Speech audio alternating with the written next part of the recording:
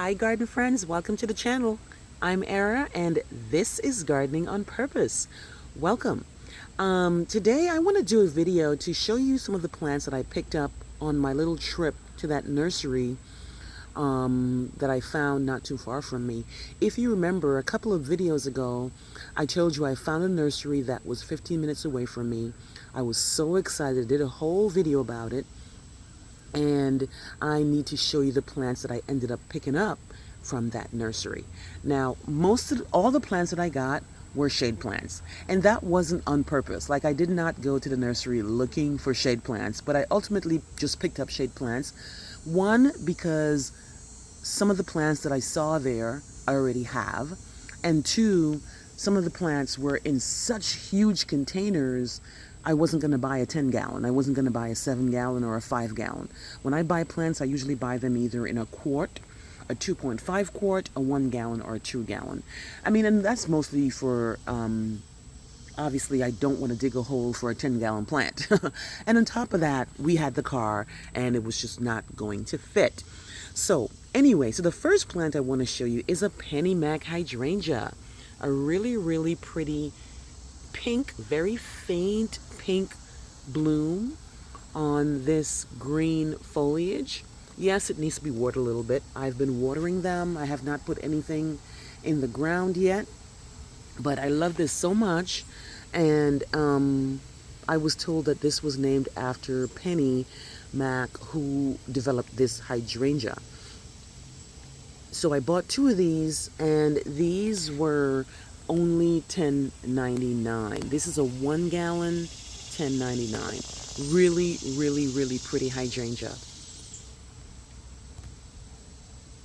The second plant is an Acuba. I was so happy about this Acuba. I hadn't seen Acubas at Home Depot or Lowe's or Walmart. I've seen them online, and I find them to be quite expensive online. So I hadn't had the chance to really pick them up because they're really expensive online. And I do kind of get the fact that these are slow growers, so they're going to actually charge a little bit more because they're not going out as fast as a typical perennial. They have to sit there and grow to get to a sellable point.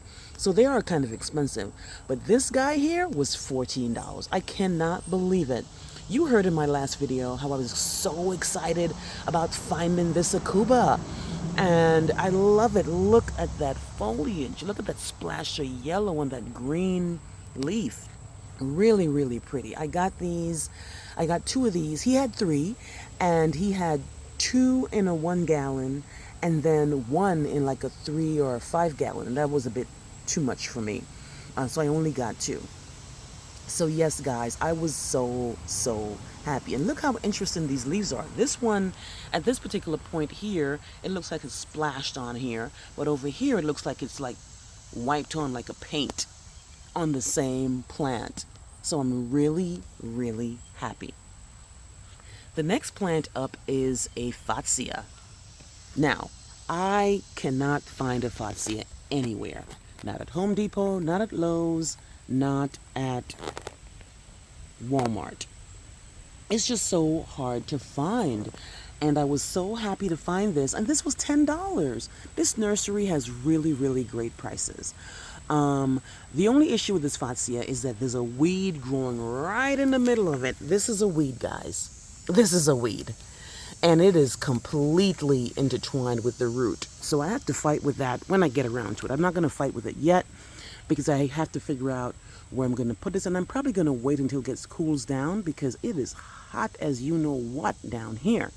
It's 95 degrees, and I'm hiding somewhere underneath a shade tree right now making this video for you. I'm not trying to go out there right now.